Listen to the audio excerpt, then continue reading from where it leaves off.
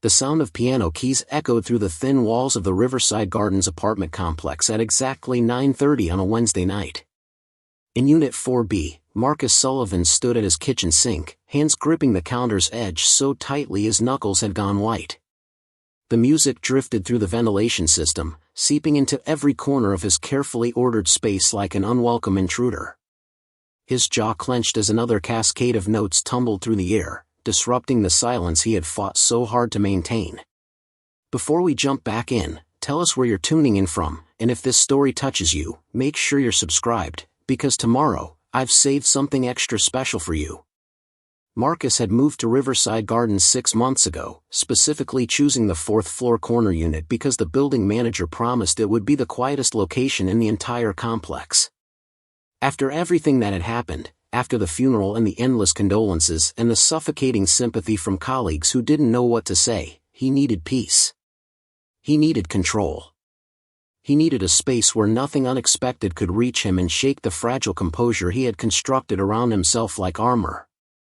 At 52 years old, Marcus had built a successful career as an architect, designing commercial buildings that prioritized function and efficiency. Clean lines, practical spaces, no unnecessary flourishes.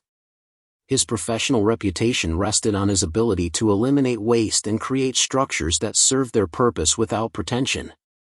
Colleagues respected his no-nonsense approach, even if they found him difficult to work with. Clients appreciated his punctuality and his refusal to accommodate impractical requests that would compromise structural integrity. But 6 months ago, everything had shifted. His daughter Rachel, his only child, had died in a car accident on her way home from a concert. She was 24 years old, vibrant and full of dreams about becoming a music teacher. The police said the other driver had been texting, ran a red light, and Rachel's small sedan never stood a chance. One moment she was alive, texting Marcus about stopping by for Sunday dinner. The next moment, 2 officers were standing at his door with expressions that told him everything before they spoke a single word. Rachel had inherited her mother's love of music. Marcus's late wife, Jennifer, had passed away from an aneurysm when Rachel was only 7 years old. After Jennifer's death, music became Rachel's refuge and her connection to the mother she barely got to know. She learned piano, guitar, and violin, filling their house with melodies that reminded Marcus of everything he had lost. For years, he tolerated the practice sessions and the recitals, attending dutifully but never quite understanding why his daughter needed to pursue something so impractical. They argued about it constantly during her college years. Marcus wanted her to study something stable, something that would guarantee financial security. Business, engineering, medicine.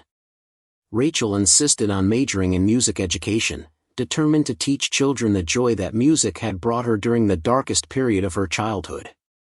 Their relationship had become strained, conversations reduced to superficial pleasantries whenever she visited. Marcus convinced himself he was protecting her from future disappointment, from the harsh reality that artistic dreams rarely paid the bills.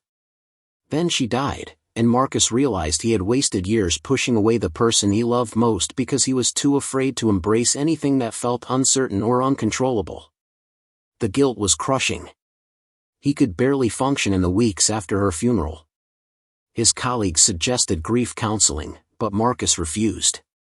Talking about feelings wouldn't change anything. It wouldn't bring Rachel back or give him a chance to apologize for being such a rigid, unsupportive father. Instead, he threw himself into work with even more intensity than before, staying late at the office to avoid going home to the house where Rachel's childhood bedroom remained untouched. When that became too difficult, he sold the house and moved to this apartment, bringing only the essentials. He donated most of Rachel's belongings to charity, keeping just a few photographs that he stored in a box in his closet, unable to look at them without feeling like his chest was caving in. The apartment was perfect for his new existence. Minimal furniture, neutral colors, nothing personal on the walls. He established a rigid routine that filled his days with predictable activities that required no emotional engagement.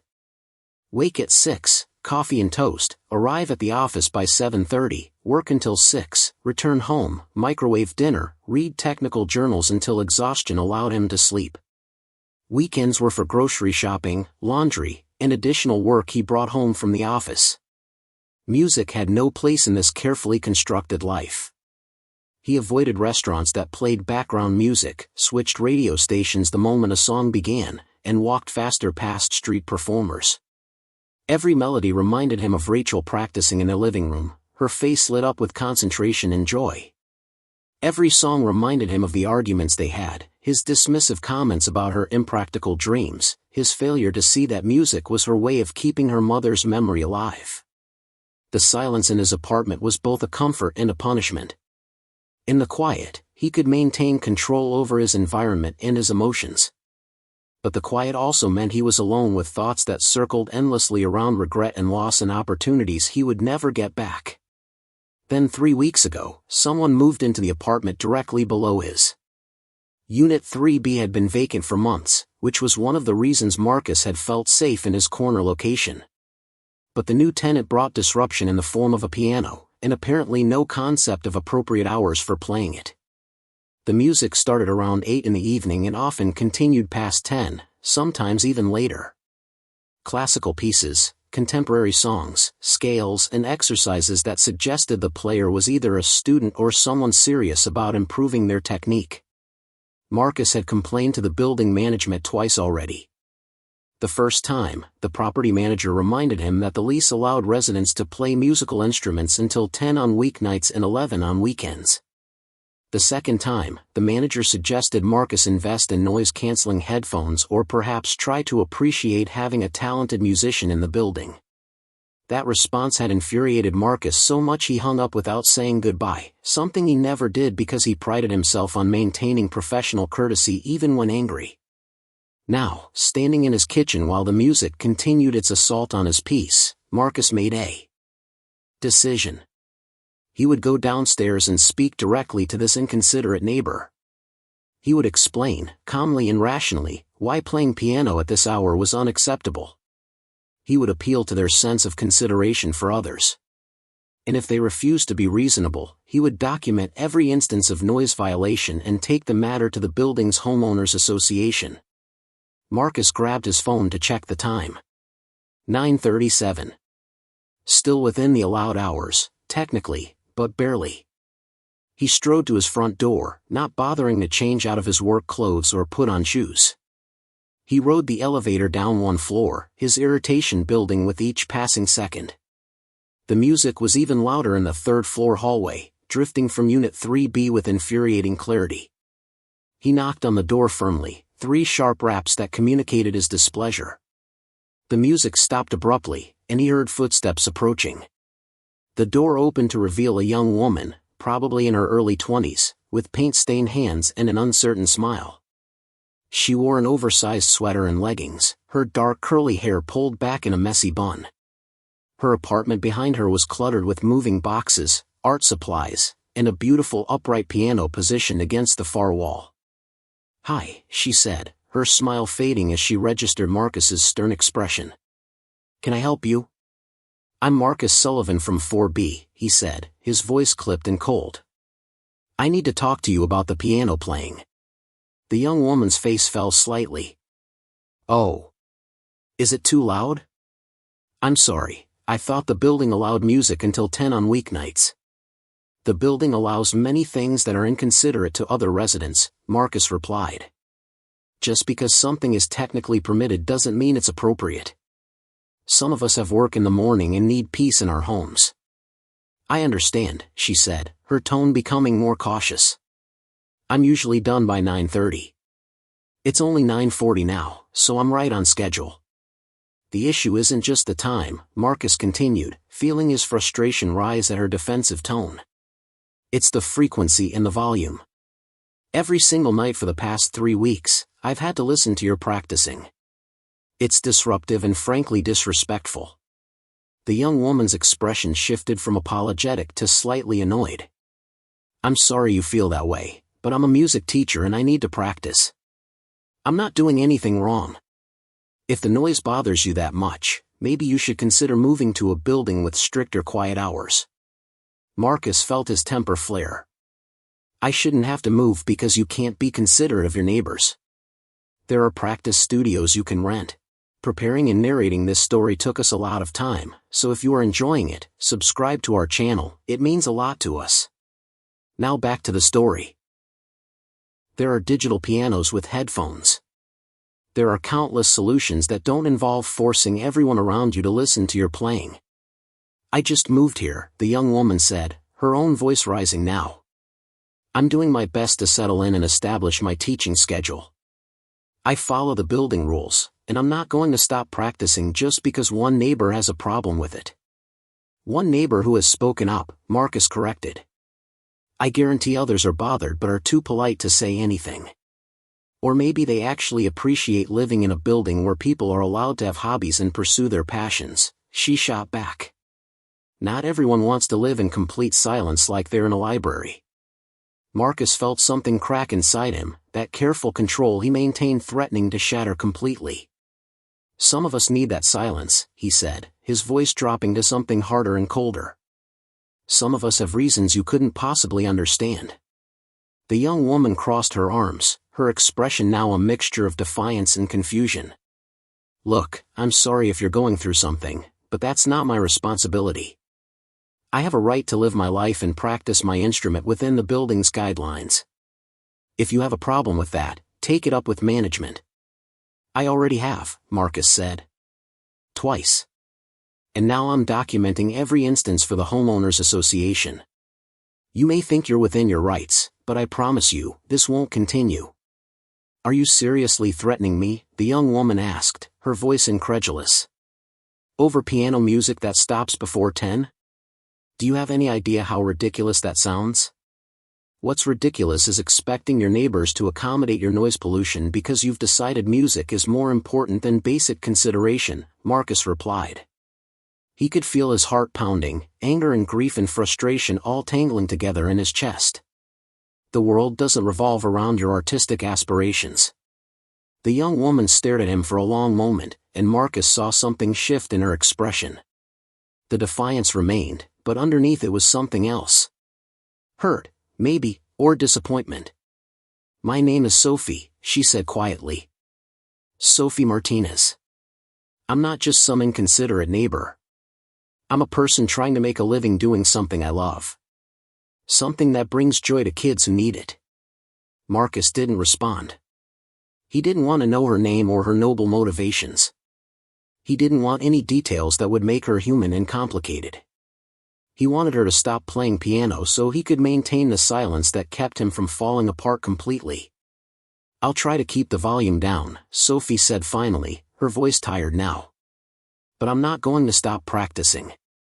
Music is how I process things, how I connect with the world. It's too important to give up just because you prefer complete silence. Then we have nothing more to discuss, Marcus said. He turned and walked back to the elevator, aware that Sophie was still standing in her doorway watching him leave. He didn't care what she thought of him. He didn't care if she found him unreasonable or cruel.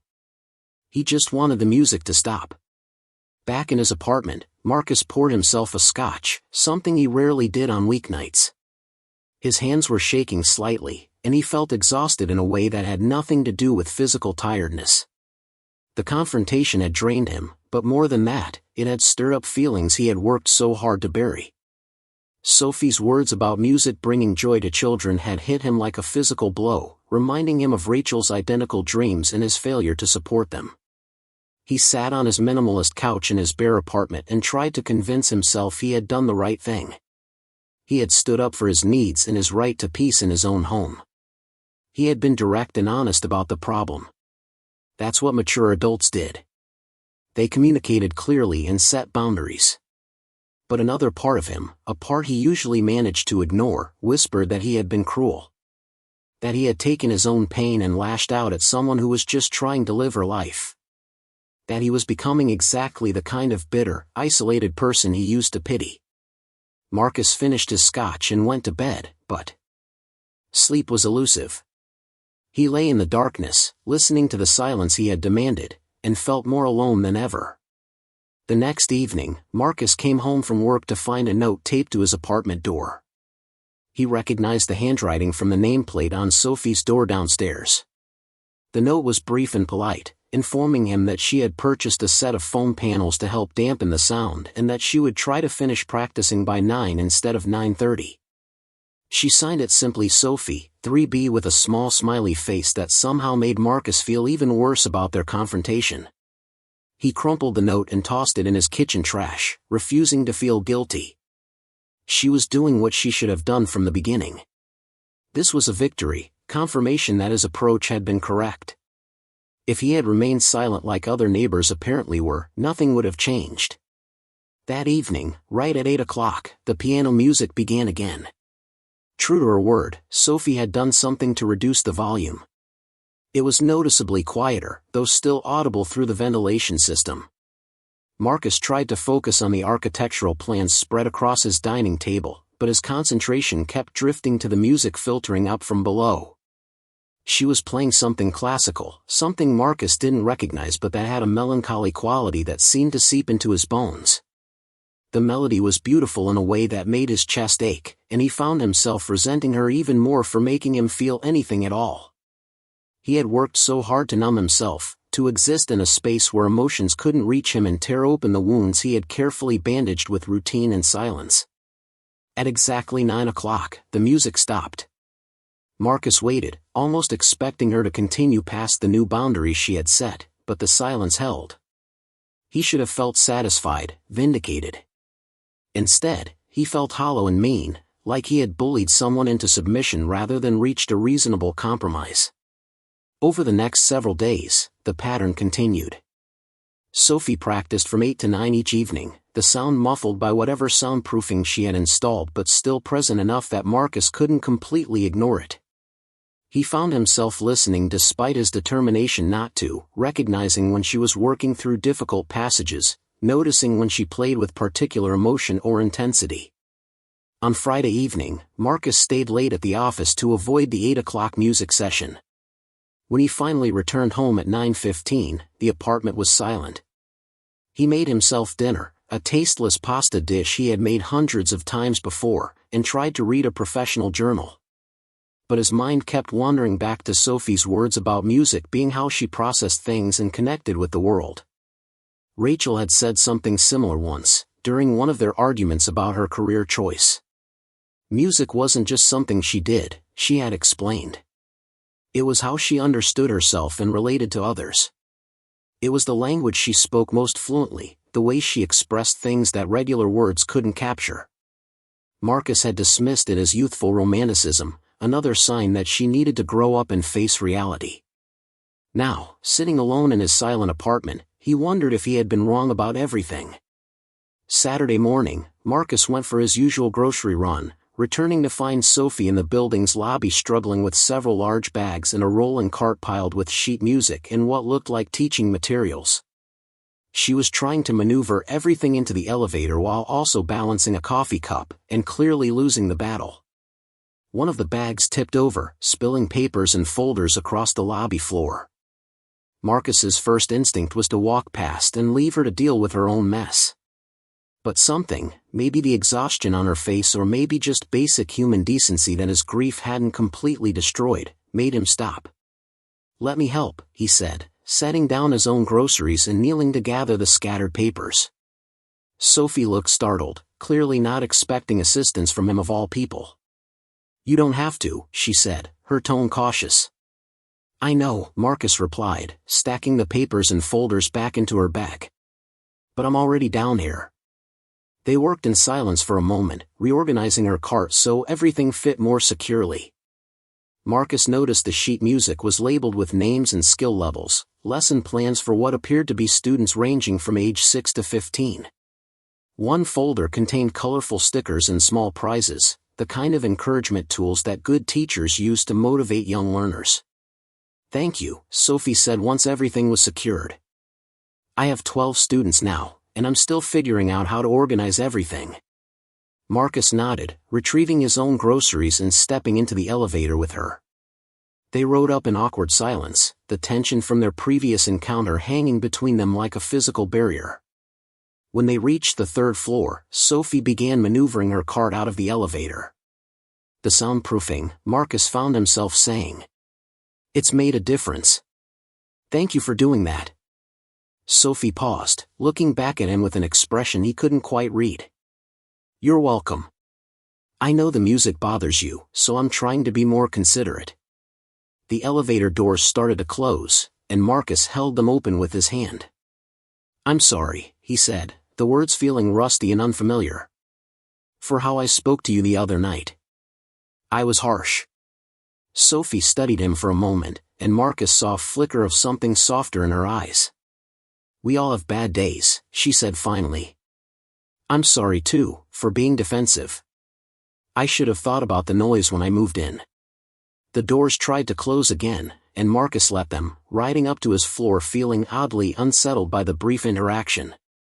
He had apologized, something he almost never did, and Sophie had accepted it with more grace than he deserved.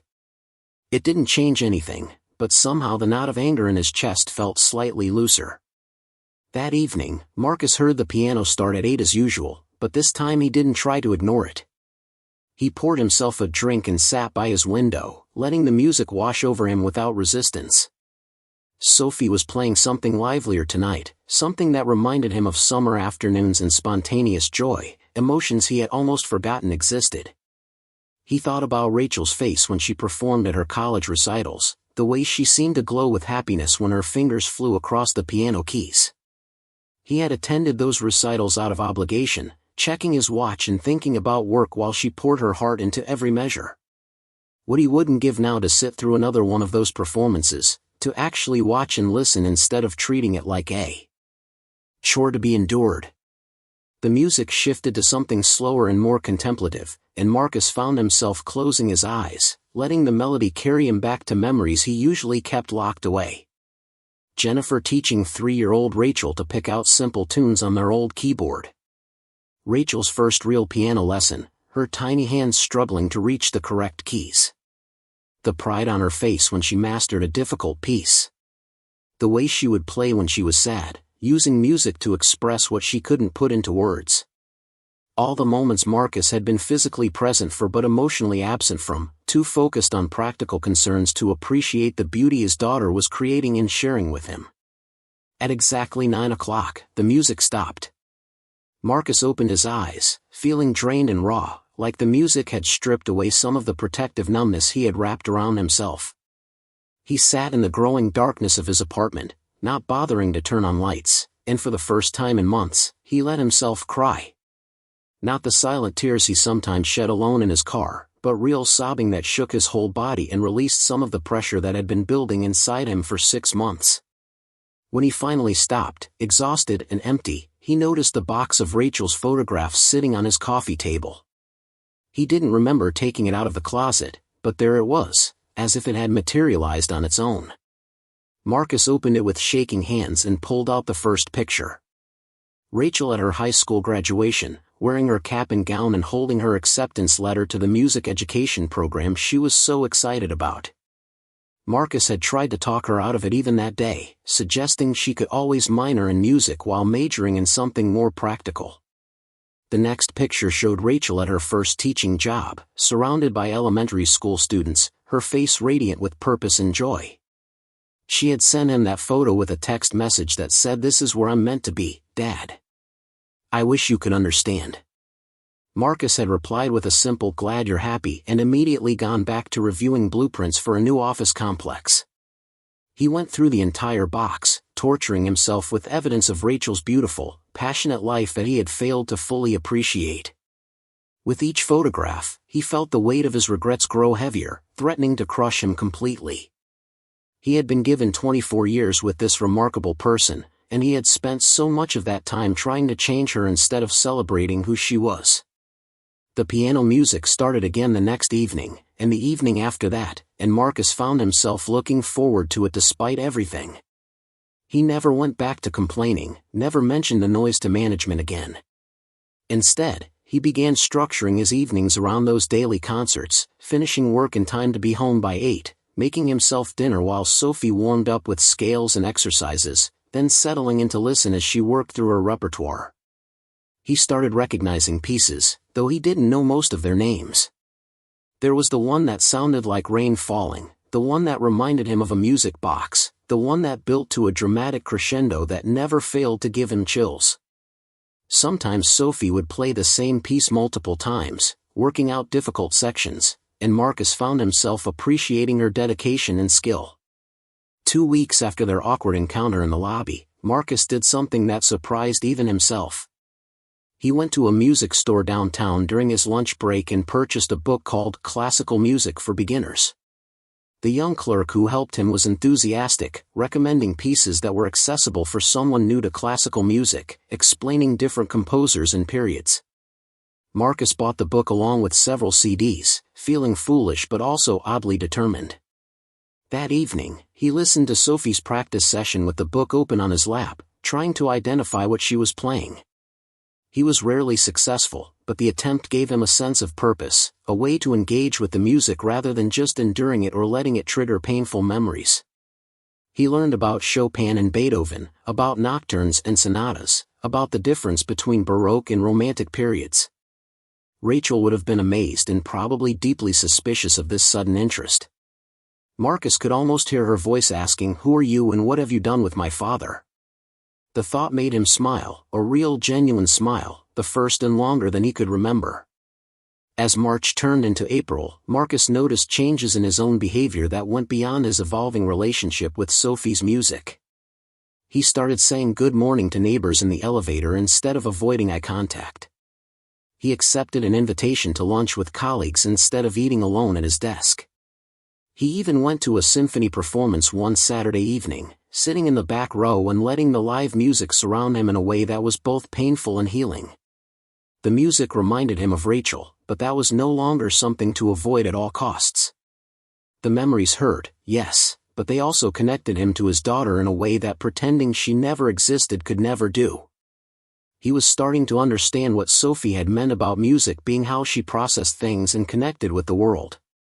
Music was the bridge between his old life and whatever came next, between the father he had been and the person he was trying to become. One evening in mid-April, Marcus noticed that Sophie's usual practice session didn't start at 8.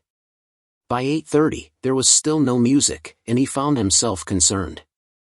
Had something happened? Was she sick? Had she finally gotten fed up with the difficult neighbor upstairs and decided to practice elsewhere? At 9 o'clock, he heard her door open and close, followed by footsteps on the stairs. Marcus went to his window that overlooked the building's entrance and saw Sophie leaving with a bag slung over her shoulder, walking quickly down the street like she was late for something. He felt a strange sense of loss, realizing how much he had come to depend on that daily hour of music. The apartment felt oppressively quiet that night. Marcus tried reading, watching television, working on architectural plans, but nothing held his attention.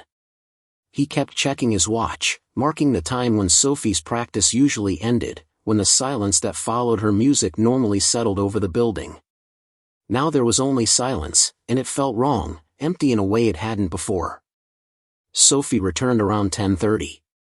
Marcus heard her door close and then, surprisingly, the piano began. She played for only about 15 minutes, running through a few pieces quickly before stopping. The brevity in the late hours suggested she had been at a lesson or a performance and was just doing a quick practice session before bed. The next evening, the regular schedule resumed. Sophie played from 8 to 9, and Marcus listened while finishing paperwork he had brought home from the office. She seemed to be preparing for something, working through the same set of pieces repeatedly, polishing them until they shone.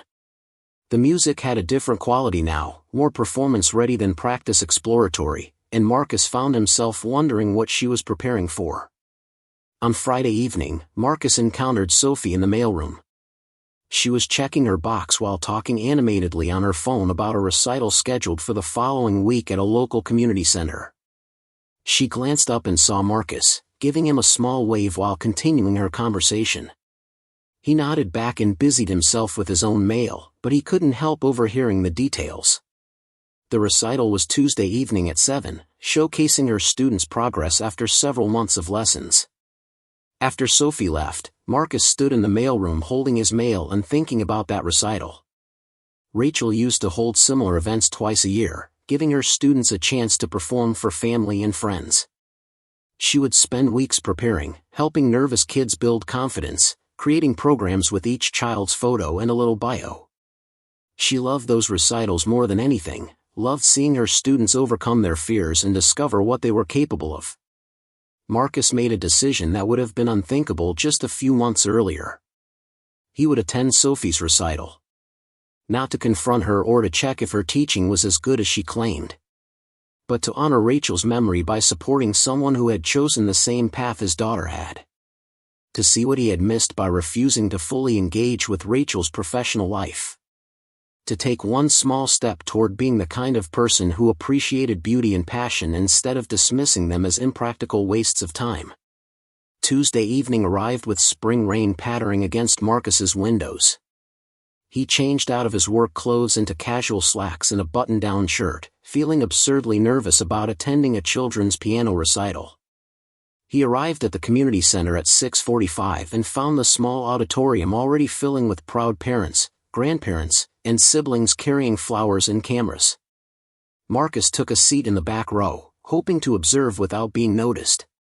The stage was simply decorated with a beautiful grand piano as the centerpiece and some potted plants arranged around the edges. A printed program sat on each chair, and Marcus picked his up to see 12 students listed, ranging from age 6 to 15, each with a small headshot and a note about what they would be performing. Sophie's bio was on the back of the program. She had graduated with a music education degree from the State University and had been teaching privately for 3 years.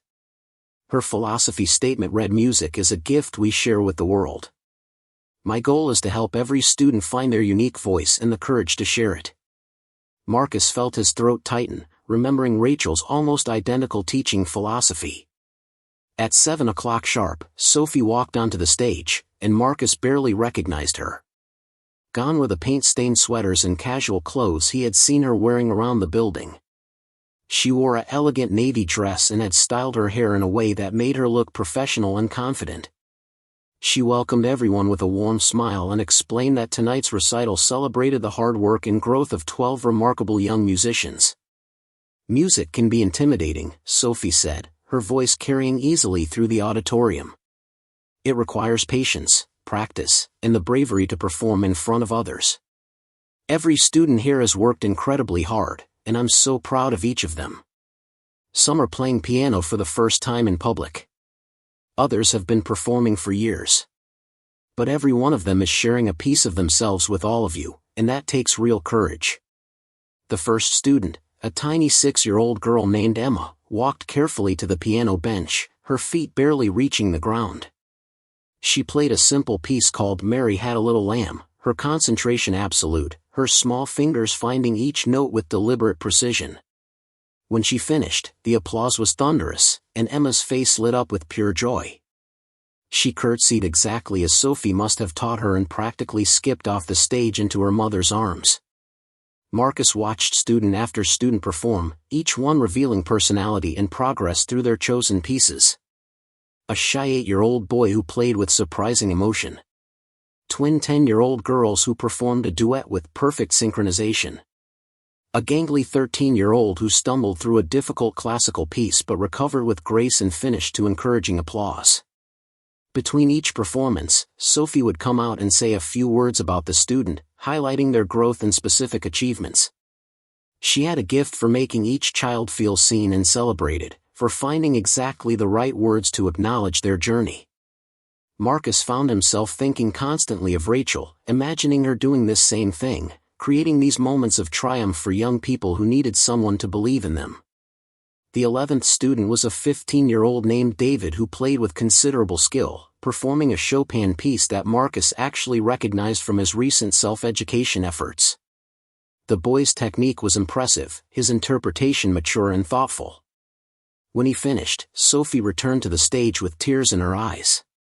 "David started lessons with me 2 years ago," she said, her voice thick with emotion. "He had never touched a piano before, but he came to me after losing his father and said he needed something beautiful in his life.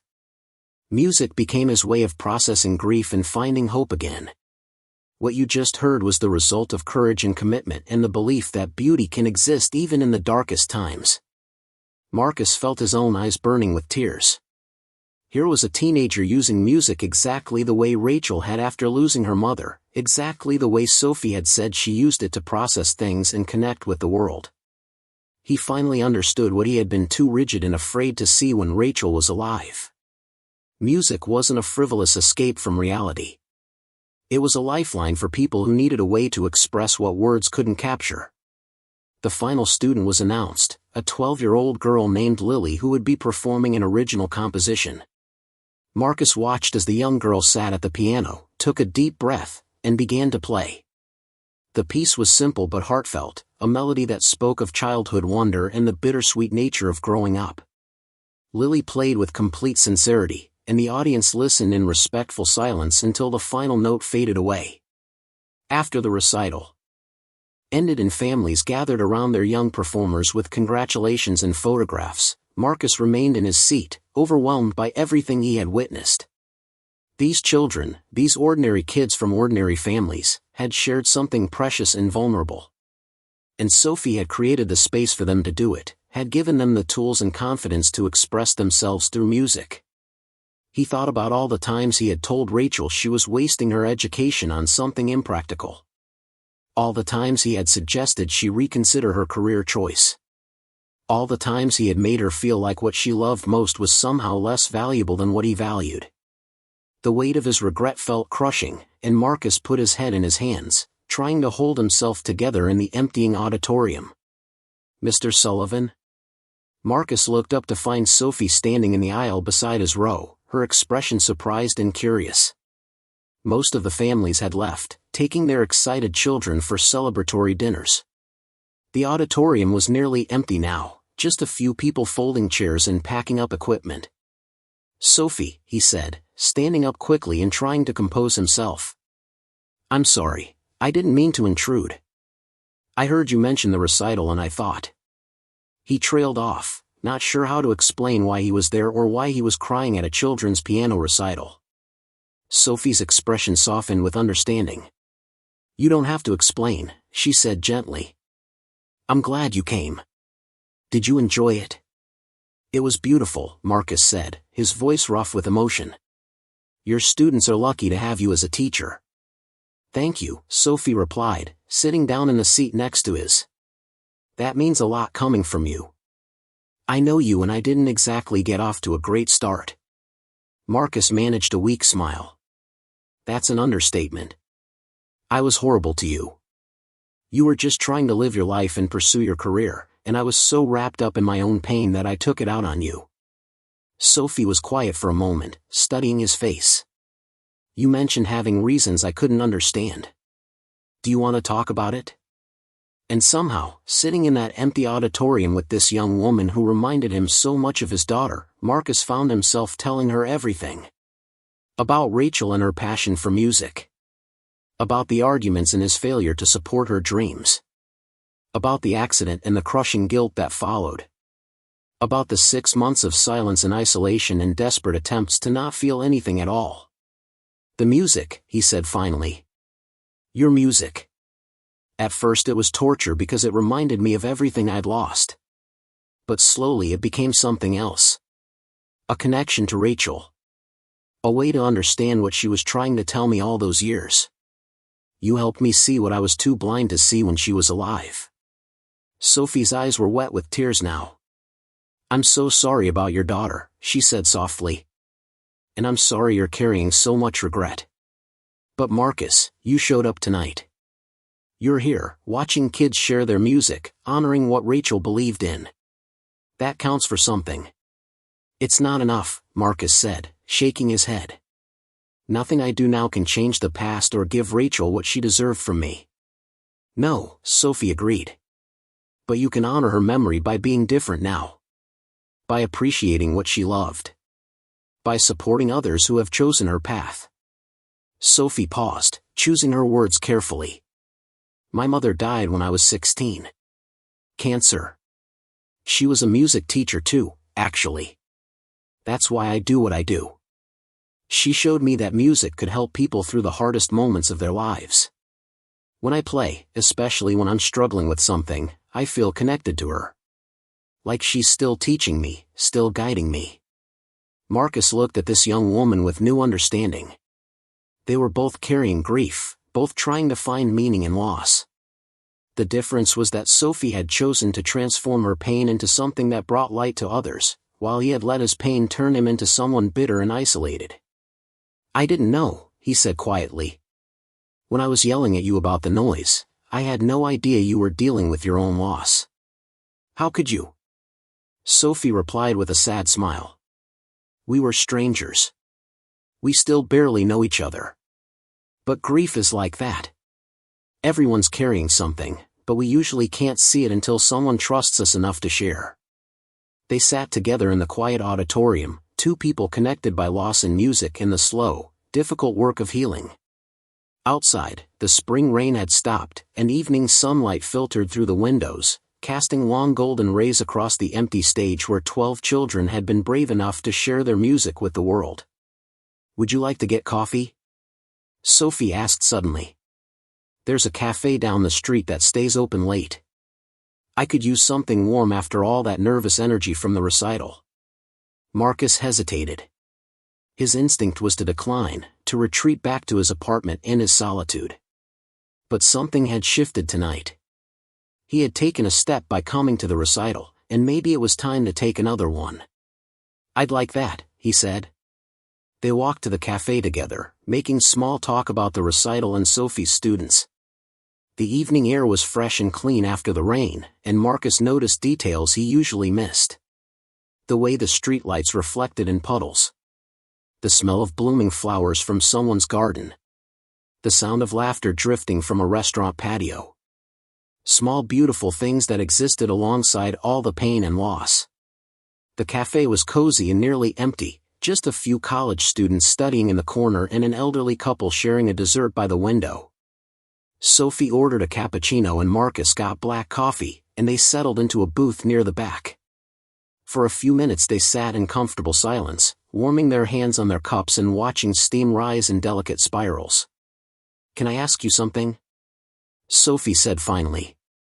"Why did the piano music bother you so much at first? Was it really just about the noise, or was it something deeper?" Marcus considered the question, trying to be honest with himself and with her. "It was deeper," he admitted. "After Rachel died, I couldn't handle anything that reminded me of her. Music was the biggest trigger. Every song, every melody, it all took me back to the arguments we had and the opportunities one wasted. I thought if I could just eliminate music from my environment, I could keep the pain at bay." "But you can't eliminate pain," Sophie said gently. "You can only learn to carry it differently." "I'm starting to realize that," Marcus replied. "Your music, as much as I resented it at first, forced me to confront what I was running from. It broke through the walls I'd built and made me feel things I was terrified to feel." Sophie took a sip of her cappuccino, leaving a foam mustache that she quickly wiped away. "Music has a way of doing that. It bypasses all our logical defenses and goes straight to the heart. That's why it's so powerful, and also why it can be so painful. Rachel used to try to explain that to me," Marcus said. "She'd talk about music being a universal language, about how it could communicate things that words couldn't touch. I thought she was being dramatic. Now I think she was just being truthful in a way I wasn't ready to hear." "It's never too late to hear it," Sophie said. "To really understand what she was trying to share with you." Marcus wrapped his hands around his coffee cup, feeling the warmth seep into his skin. "That night in the lobby, when I helped you with your bags, I saw your lesson plans and teaching materials. It reminded me so much of Rachel. She used to have all the same things. The stickers for young students, the carefully organized folders, the genuine care for each kid's individual progress." Sophie smiled. "Teaching children is the best part of what I do. They come to lessons with so much hope and enthusiasm. Even the shy ones, even the ones who struggle, they all have this belief that music can be magical. My job is to protect that belief while also teaching them the discipline and technique they need." "Rachel felt the same way," Marcus said. "She'd tell me stories about her students, about the breakthroughs they'd have or the performances they'd give. I'd listen, but I never really heard her. I was always thinking about bills or practical concerns, always worried about whether she was making enough money or building a stable career. Were you close with your daughter? Sophie asked. Before the accident? Marcus felt his chest tighten. Not as close as we should have been. Not as close as I wanted to be, looking back. We'd grown distant after she graduated college and started teaching. I kept pushing her to consider other options, to have a backup plan. I thought I was being a responsible parent, protecting her from future disappointment. But really I was just projecting my own fears onto her life. What were you afraid of? Sophie asked. The question caught Marcus off guard. He'd spent so much time focused on practical concerns that he'd never really examined the deeper fears driving his behavior. I think I was afraid of loss, he said slowly. My wife died when Rachel was young, and after that I became obsessed with control and stability. Anything uncertain felt dangerous. Rachel's choice to pursue music felt risky to me, unpredictable. I couldn't control whether she'd succeed or struggle, and that terrified me. So you tried to control her choices instead, Sophie said, not unkindly. Yes, Marcus admitted. And in doing so, I pushed her away. Our last few years together, we barely talked about anything real. She'd visit for holidays and we'd make small talk, but there was this distance between us that I didn't know how to bridge. I told myself it was temporary, that once she got older and more established we'd reconnect. I never imagined I'd run out of time. Sophie reached across the table and briefly touched his hand. I'm sorry. That's one of grief's cruelest aspects. All the things we meant to say, all the time we assumed we'd have. Marcus nodded, not trusting himself to speak. They sat in silence for a while, and he was grateful that Sophie didn't try to fill it with empty platitudes or false comfort. She just let him sit with his feelings, present and understanding. My mother and I were close, Sophie said eventually. She was my best friend, really. We'd practice together, go to concerts, talk for hours about music and life and everything. When she got sick, I felt like my whole world was ending. The unfairness of it, you know? This person who brought so much beauty into the world, suffering like that. How did you handle it? Marcus asked. The grief after she died? Sophie thought about this, her finger tracing patterns in the condensation on her cup. Not well at first. I was angry at everything. Angry at the cancer, angry at doctors who couldn't save her, angry at music itself for not being enough to heal her. I stopped playing for almost 6 months. My professors were worried, my friends didn't know what to do with me.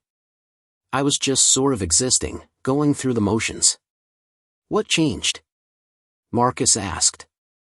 I found one of her old journals, Sophie said. She'd been writing to me, leaving messages for after she was gone. One entry talked about how she hoped I wouldn't let grief destroy my relationship with music. She wrote that music was her gift to me, and that the best way to honor her memory was to keep playing, keep teaching, keep spreading the joy she tried to instill in me. Marcus felt tears forming again. That sounds like something Rachel would have said. Probably, Sophie agreed. People who love music, who really understand its power, they all seem to share that philosophy. It's not about ego or showing off. It's about connection and healing and making the world a little less harsh. I wish I'd understood that when Rachel was alive, Marcus said. I wish I'd gone to more of her recitals, really watched and listened instead of just showing up out of obligation. I wish I'd asked her about her students and her teaching philosophy.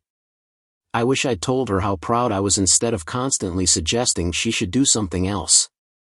She knew you loved her though, right? Sophie asked. I think so, Marcus said. I hope so. But love without understanding, love without support for who someone really is that enough? I don't know. I keep thinking about all the ways I failed her, all the moments I could have chosen differently. Sophie was quiet for a moment, then said something that surprised him. You know what helps me? When the guilt gets overwhelming? I play the pieces my mother taught me. I teach using her methods. I try to embody the values she lived by. It doesn't erase the regrets, but it transforms them into something purposeful. Maybe you could do something similar with Rachel's memory. Like what? Marcus asked. I'm not musical. I can't teach or play an instrument. But you can support people who do, Sophie said. You could volunteer with youth music programs. You could donate to arts education. You could simply be present and attentive when people share their music with you, the way you were tonight at the recital. There are lots of ways to honor Rachel's values without having to be a musician yourself. Marcus considered this. The idea of actively engaging with music education, of supporting young people pursuing the path his daughter had chosen, felt both terrifying and right. I wouldn't know where to start, he said. Start small, Sophie suggested. Come to my next recital. Maybe donate some books or supplies for my students. Just show up and be open to experiencing the joy that music brings to people. That's all Rachel probably wanted from you anyway. Not for you to be musical yourself, but to appreciate and support her passion. The cafe was closing, the barista wiping down tables and stacking chairs in a gentle hint that it was time to leave. Marcus and Sophie walked back to their apartment building together, and for the first time since moving in, Marcus didn't feel like he was returning to a prison of silence. He felt like he was coming home to a place where music lived and breathed, where a connection to his daughter's memory existed in the notes that floated up from the apartment below. Thank you, he said to Sophie as they stood in the lobby. For tonight, for the conversation, for being patient with a difficult neighbor who didn't deserve your kindness. Everyone deserves kindness, Sophie replied. Especially people who are hurting. And you weren't really that difficult. Just sad and trying to protect yourself. Marcus smiled, a real genuine smile that felt strange on his face after so many months of barely expressing any positive emotion. Still. I'm grateful. And I meant what I said. I'd like to come to your next recital, if you'll have me. I'd love that, Sophie said. Fair warning though, the next one is in June and I'm planning something special. My students are collaborating on a group piece about overcoming challenges. It's going to be emotional. I think I can handle emotional now, Marcus said.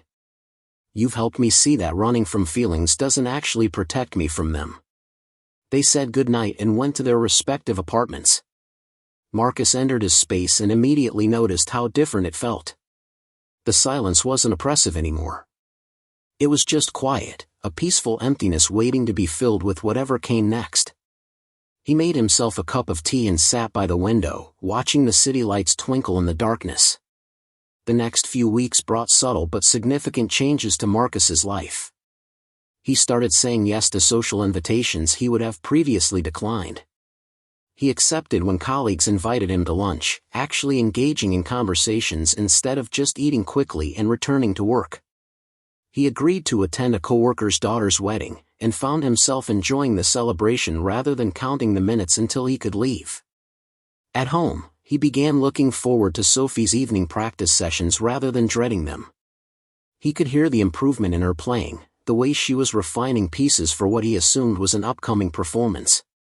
Sometimes he would research the pieces she was working on, learning about their composers and historical context, building his understanding of the musical world his daughter had inhabited.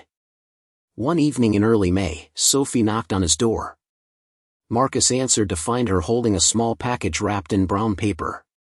I found something at an estate sale last weekend, she said, looking slightly nervous. It made me think of you, and I wanted you to have it.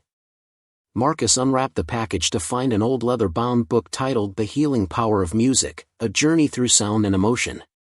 He opened it carefully, finding pages filled with essays about music's therapeutic qualities, its ability to process trauma, its role in human connection across cultures and generations. This is thoughtful, Marcus said, genuinely touched. Thank you. I thought it might help, Sophie said. Understanding the why behind music's importance. It's not just entertainment or an impractical career choice. It's fundamental to how humans process experience and connect with each other. Marcus invited her in for tea, and they spent an hour talking about the book's themes, about different types of music and their effects on mood and memory, about the science behind why certain songs could trigger such powerful emotional responses. Sophie shared stories about her students' breakthroughs, and Marcus found himself sharing memories of Rachel that didn't hurt quite as much as they used to. "There's something I've been thinking about," Sophie said as she was getting ready to leave. "My students need more performance experience, but booking venues for practice recitals gets expensive. I was wondering if you might know of any architectural firms or businesses that have conference rooms or spaces they'd be willing to donate for a few hours on a Saturday afternoon." Marcus's mind immediately went to work. "My firm has a beautiful lobby with excellent acoustics. We've hosted charity events there before. Let me talk to the managing partner and see if we can arrange something." Sophie's face lit up with excitement. "Really? That would be amazing. My students would be so thrilled to perform in such a professional setting." "It's the least I can do," Marcus said. "Rachel used to struggle to find affordable performance spaces too. If I can help remove that barrier for your students, I'd be honored." The next day, Marcus approached his firm's managing partner about donating their lobby space for a student recital. He explained about Sophie's teaching, about the importance of giving young musicians opportunities to perform, about wanting to honor his daughter's memory by supporting music education.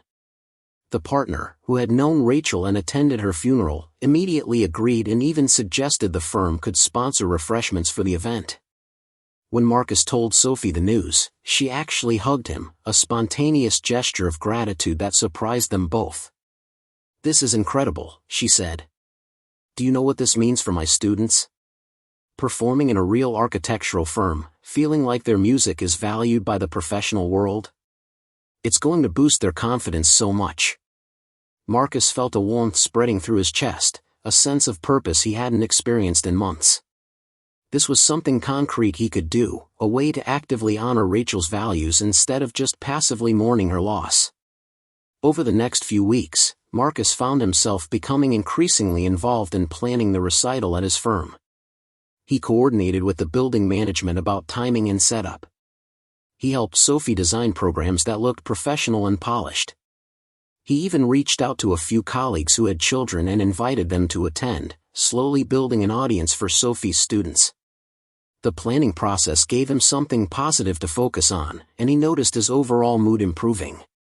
He was sleeping better, eating regular meals instead of just microwaving frozen dinners, even going for walks in the evenings to enjoy the spring weather. The architecture of grief, he realized, was slowly being remodeled into something that allowed for light and air and the possibility of joy. One Saturday afternoon, Sophie invited Marcus to sit in on a few of her lessons. He watched as she worked with Emma, the tiny 6-year-old from the community center recital, helping her master a new piece about butterflies. Sophie's patience was remarkable, the way she could break down complex concepts into terms a child could understand, the way she celebrated small victories and gently corrected mistakes without discouraging. "You're watching me like you're studying a blueprint," Sophie said with a laugh after Emma's mother had picked her up. "I suppose I am," Marcus admitted. "I'm trying to understand what makes you such an effective teacher. It's not just musical knowledge. It's emotional intelligence, patience, genuine care for each student's individual journey. That's what my mother taught me," Sophie said. "She used to say that technique without heart is just noise, but heart without technique can't effectively communicate what you're feeling. The best teaching develops both simultaneously." Marcus thought about all the times Rachel had tried to explain her teaching philosophy to him, and how he dismissed it as idealistic nonsense. He could see now what she had been describing. Music education wasn't just about learning to play an instrument. It was about developing discipline, emotional expression, confidence, and the ability to work through frustration toward a goal. All the life skills he claimed to value, just approached through a different medium than he'd expected. "I wish I could go back," he said suddenly. "I wish I could have watched Rachel teach, really paid attention to how she worked with her students. I wish I'd asked better questions and listened to her answers instead of always steering the conversation back to my concerns." Sophie stopped organizing her sheet music and looked at him seriously. "Marcus, you can't change the past. But you can be different now. You're here, learning, trying to understand. That matters. Rachel would see that growth and appreciate it, even if she's not physically here to tell you so. How can you be sure? Marcus asked. How do you know what someone who's gone would think or feel? Because I know what I'd feel if I were her, Sophie said simply. If I had a parent who started out not understanding my passion but eventually opened their heart and tried to learn, tried to support others on the same path I'd chosen, I'd be moved by that. I'd see it as love in action, as proof that our relationship mattered enough to inspire change. Marcus felt his eyes burning with tears again, something that was happening more frequently now. But these tears felt different than the ones he'd shed in the early months after Rachel's death. Those had been tears of despair and regret. These were tears of something else. Hope, maybe. Or gratitude for this unexpected friendship that was helping him heal. The recital at Marcus's firm was scheduled for the last Saturday in May. As the date approached, Marcus found himself genuinely excited, an emotion he'd almost forgotten he was capable of feeling. He helped Sophie transport her keyboard and supplies to the firm's lobby the night before, setting up chairs in a small stage area, hanging a banner that read Spring Music Celebration. This space is perfect, Sophie said, standing in the center of the lobby and looking around at the high ceilings and natural light. The acoustics are even better than I expected. My students are going to sound amazing here. Marcus looked at the space with new eyes, seeing it not just as a functional area for business meetings and client presentations, but as a venue for something beautiful and meaningful. Architecture, he realized, was just another way of creating spaces for human connection and experience. He'd spent years thinking of buildings as purely practical structures, but they were also containers for life's important moments. Celebrations, gatherings, performances, all the events that made life rich and meaningful. On the day of the recital, Marcus arrived early to help with final preparations. Sophie's students began showing up with their families, all dressed in their recital best, nervous and excited in equal measure.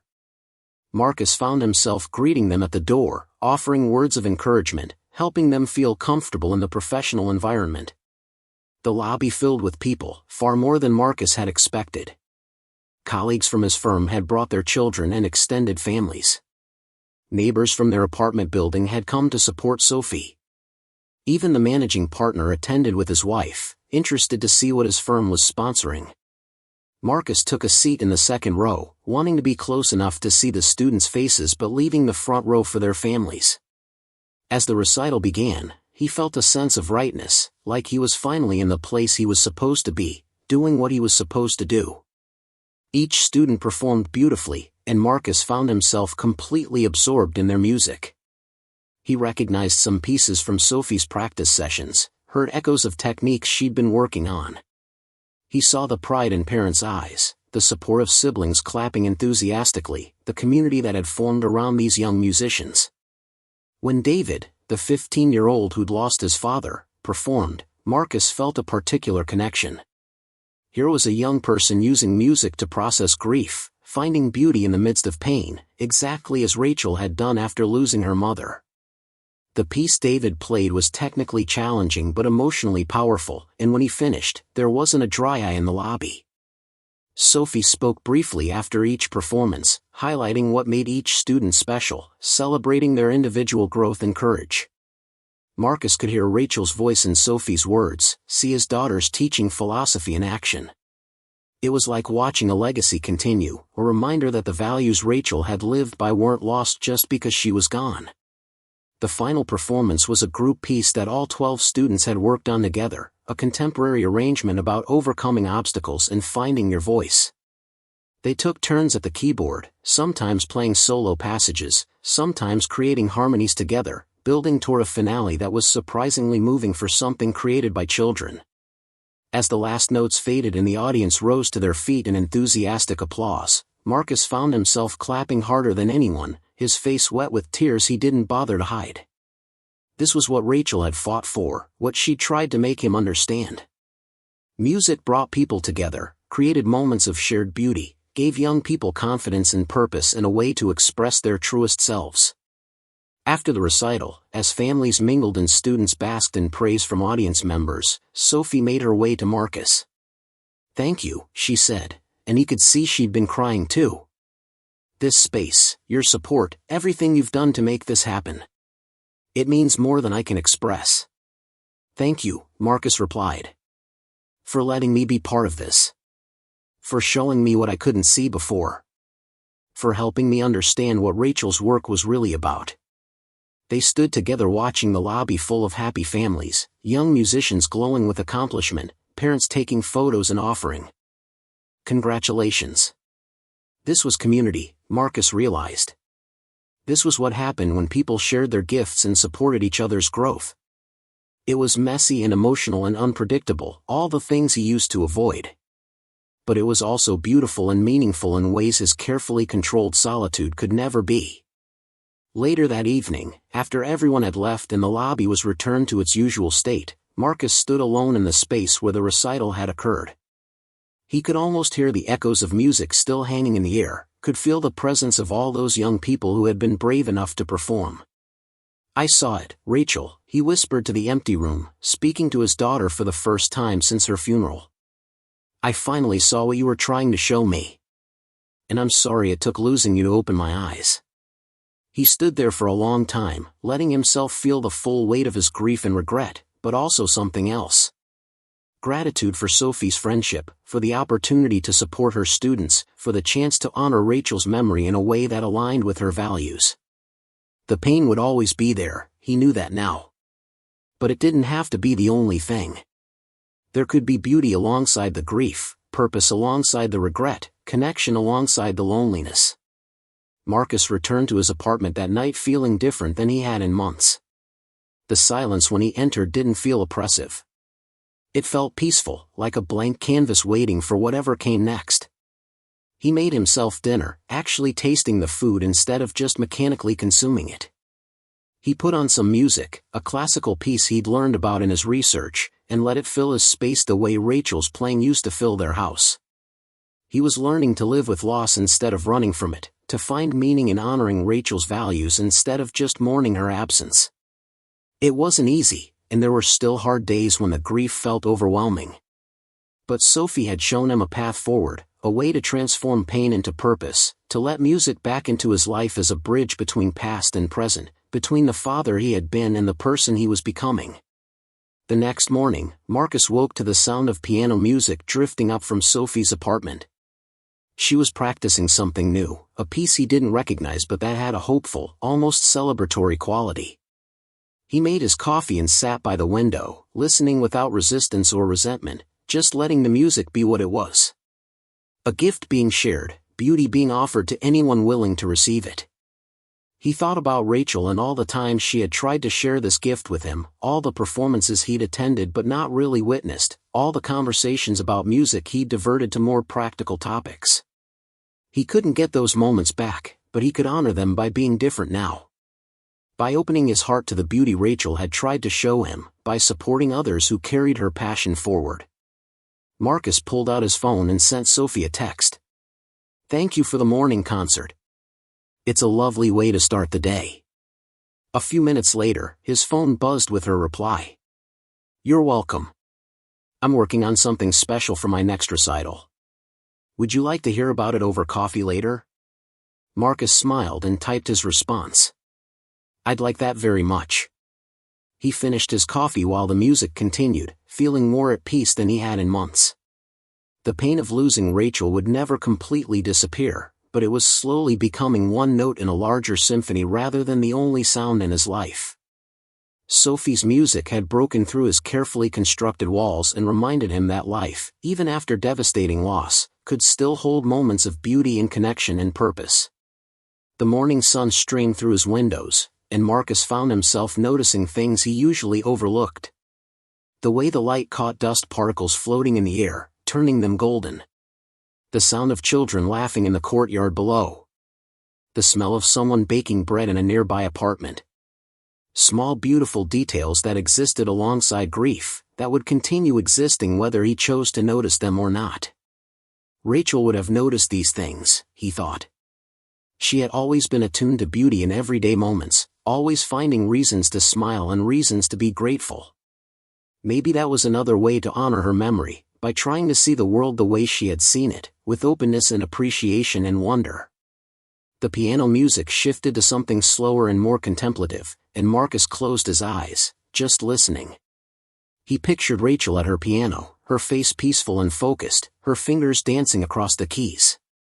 The image didn't hurt as much as it used to. It made him sad, yes, but it also made him grateful that she had existed, that she had shared her music with the world for 24 years, that she had touched lives and inspired students and lived according to her values even when her own father couldn't understand them. "I'm trying," he said softly, speaking to Rachel's memory. "I'm trying to be better, to understand what you understood about music and beauty and what really matters in life. I'm sorry I wasted so much time being afraid, being rigid, being unable to see beyond my own narrow view of what made sense." The music continued, Sophie's fingers working through a challenging passage, repeating it until it flowed smoothly. Marcus recognized the process now, understood that this was how growth happened.